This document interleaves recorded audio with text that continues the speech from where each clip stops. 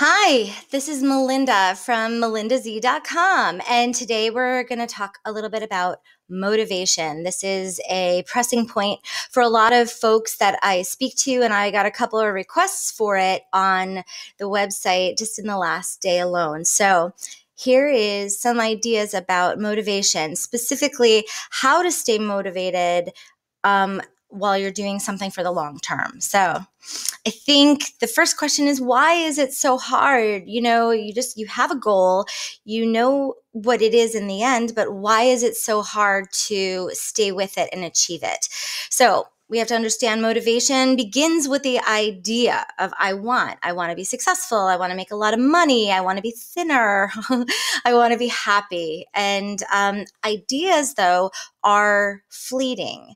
They're not tangible. The definition of tangible is to be able to touch it, to hold it, to see it, to have something that's real.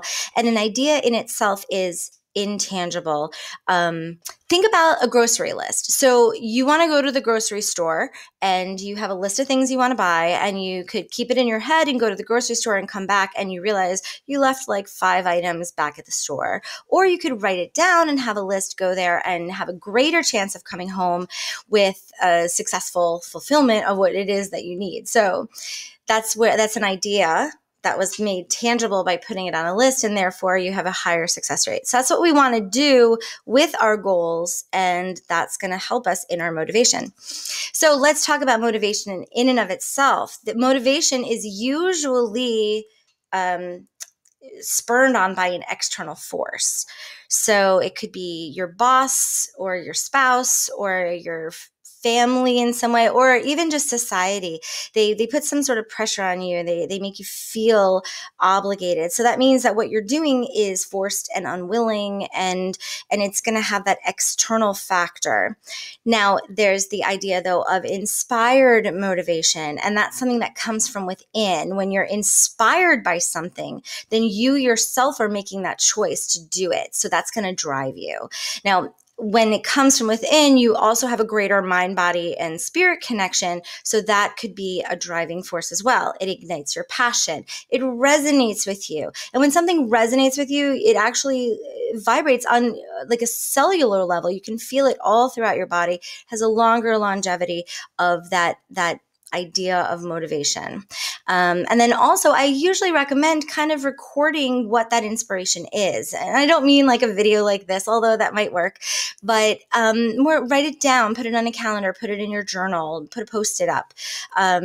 You just make a note of it somewhere so that when you're feeling low and you're losing that momentum, you can refer back to that to see what your original point of inspiration was. For me, I actually have a list that I read every morning, or I try to. Sometimes I forget, but it's just a list of things that I want to remember. And they're things that you would think are innate. You would think that they're ingrained, but sometimes those things that you think you know are the first things to fly out of your brain. So write it down. Now, here's a pro tip on that, though.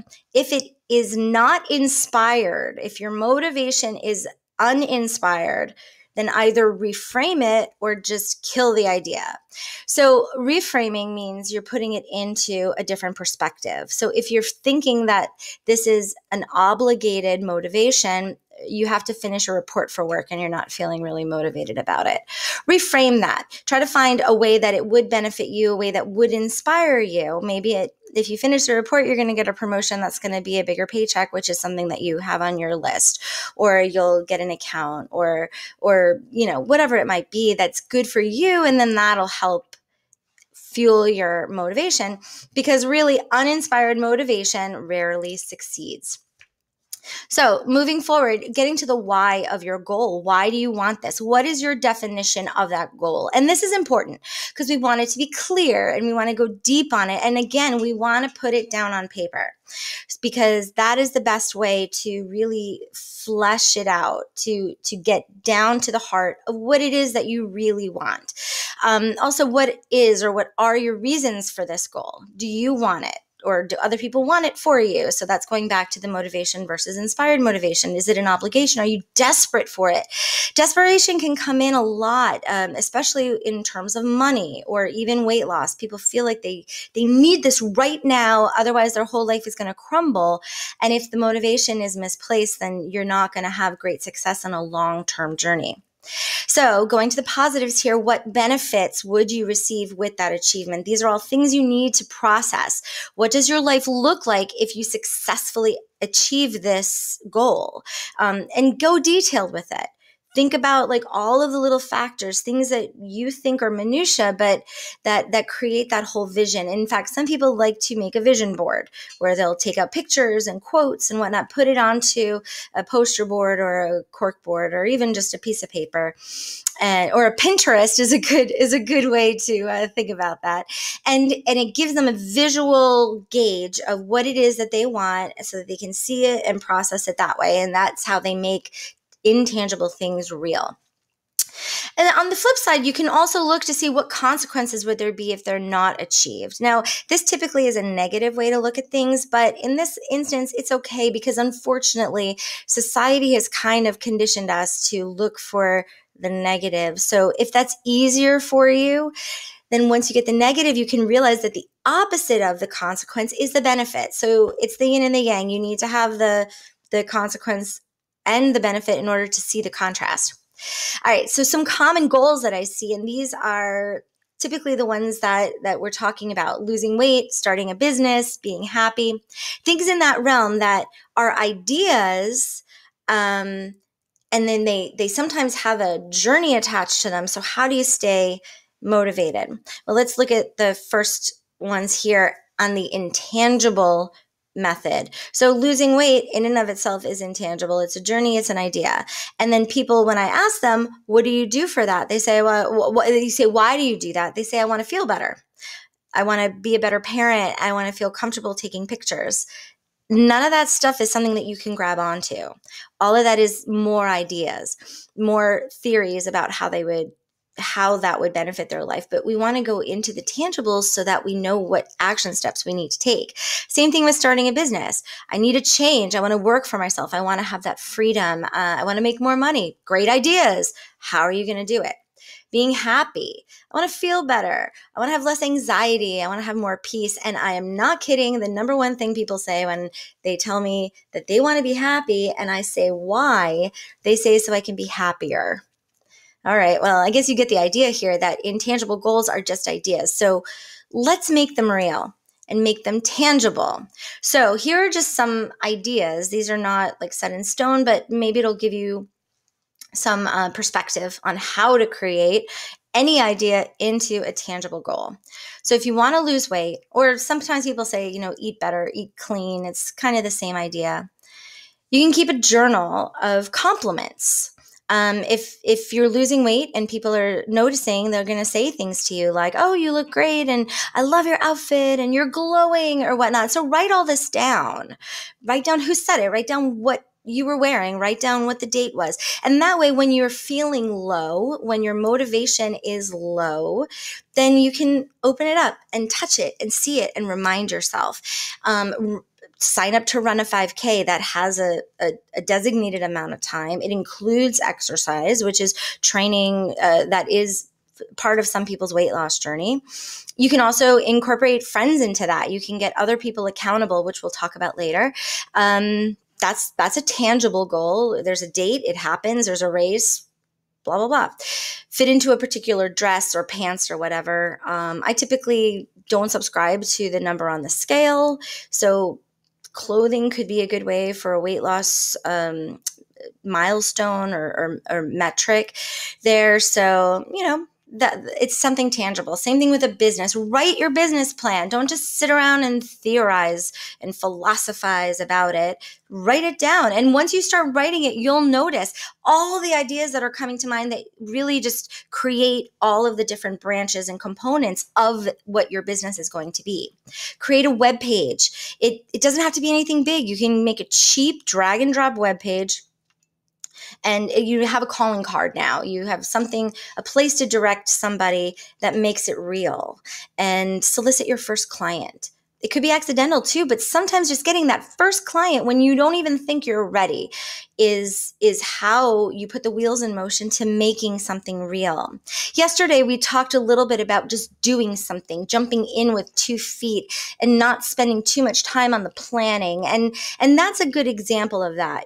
Rather than sit around and talk about starting a business, just do it. Get a client, do the work. Boom, you've got a check in the account, and now you have to make an account, So it starts the ball rolling. Going on to that being happy anomaly. We'll define it on paper. It's different for every single person what happiness means. So what does it mean to you? Put it on paper. Go deep on that definition. It doesn't have to be just a superficial idea. Incorporate visuals, do that vision board that we talked about, or go through your old pictures, find some pictures of yourself when you were feeling happy or what you refer to as your happy period, and use that as a gauge to say, I want to be that person again. And you can actually look and see what that person looks like. Create a ritual around happiness. This could be meditation. Meditate every day. I like to go to see the sunsets on Friday. It's a great little ritual. It makes me happy. Gives me some time to reflect on the week. Factor in gratitude. All that stuff is good. And creating a like-minded community. Finding other people who have the same goal and then using them to buoy you when you're feeling a little bit low or outside of that inspired motivation. They can help bring you up. Also, they can work some of those rituals with you. Maybe everybody goes to sunset together on Friday, and that's something that you have to look forward to. That's something that you can look at on a calendar, and then you have that emotional support. So tangible goals are real. And if you remember from the previous slide, intangible goals are ideas, tangible goals are real. So how does this factor into making motivation a long-term thing? And the number one way to do that is accountability. We talked about that for just a second, so let's go a little bit further on that. You can be accountable to yourself, but I'm suspecting that's probably what a lot of us do to begin with, is we just say, all right, I'm going to eat better, or I'm going to start my business. Yay. But then it's easy to put our own personal accountability to the side for other people. And that's what we do as humans. We like to take care of other people. We like to help other people. And it's also a really easy excuse that, I needed to do that for so-and-so, or I had that report due for my job, so I couldn't write my business report for my business plan for my own company. So put yourself first. But if that's not easy, then you can also bring somebody else into it. And that could be a friend. That could be a group online that you find of like-minded individuals. That could be a family member, maybe your spouse. Sometimes even like your kids could do it. But find another person. And then in the realm of another person, it could be somebody who you pay. It could be a coach like me, who you check in with, who helps guide you on steps of how you're working and progressing towards that end goal.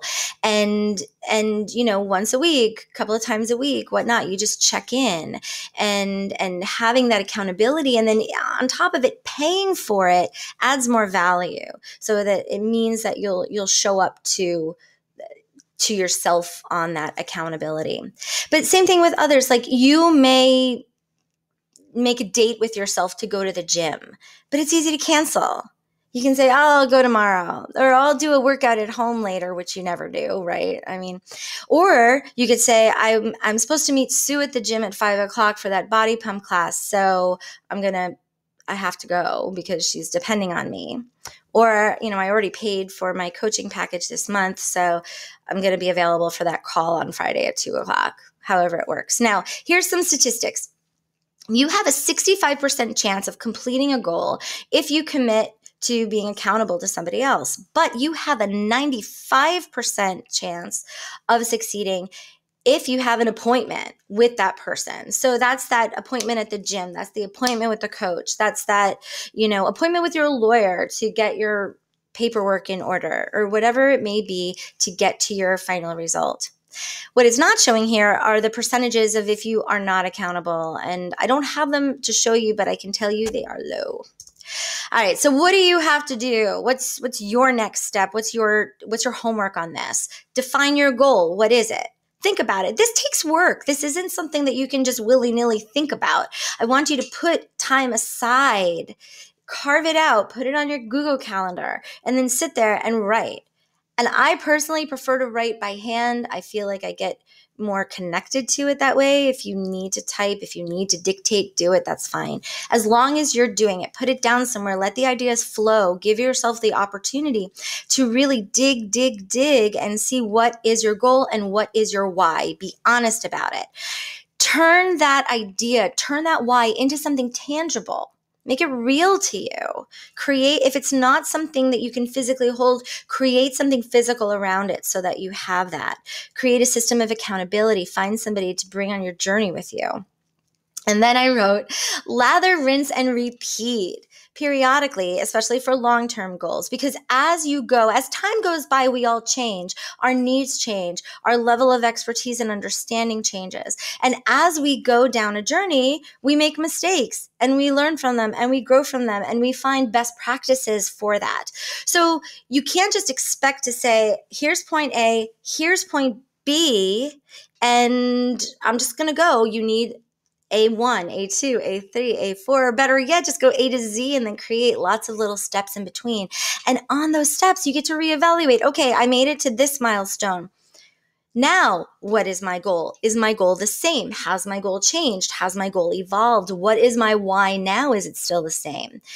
What are the tangible things? If you committed to running a 5K, maybe you already ran it. Maybe you were so far ahead of your game, you already ran it. Now you want to do a 10K. Or maybe now you're still training for that 5K, but now you want to incorporate in a different way of eating, or you want to start tracking your food intake. However that may be on that weight loss journey example. So, as you check in along the way, take into account that we are evolving human beings. So it is constantly going to change, and there's not one way to do it.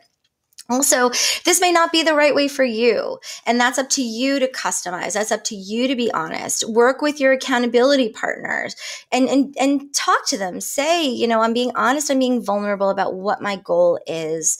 So help me. Give me your honest feedback. And that is the number one reason why some people don't find that accountability partner. They're afraid to share their dreams. They're afraid to share their goals. They don't want to feel stupid. They don't want to be laughed at. They don't want to be vulnerable. So all I can say is if you put it out there in the universe, you have a greater chance of actually achieving it. And people by nature really want to help you. I want to help you, and other people do too. So all right, that's your homework. It's a little overview on it. I hope that you find a way to keep that inspired motivation going for long-term goals. And let me know how I can be of help. Go to the website, melindaz.com, sign up for updates. And also on that form, you have that area to write in your issue, your request, your question, your comment. And who knows, this video was made as a direct result of one of the comments that came in yesterday. So you could get a video, or else maybe I'll just contact you directly and we can work through it. Or maybe it'll give you that catalyst you need to really start thinking about all the stuff that we just talked about. All right, guys, I hope you have a great day. I hope you feel inspired and motivated by that inspiration. And I look forward to seeing you again tomorrow. Check in again. Bye.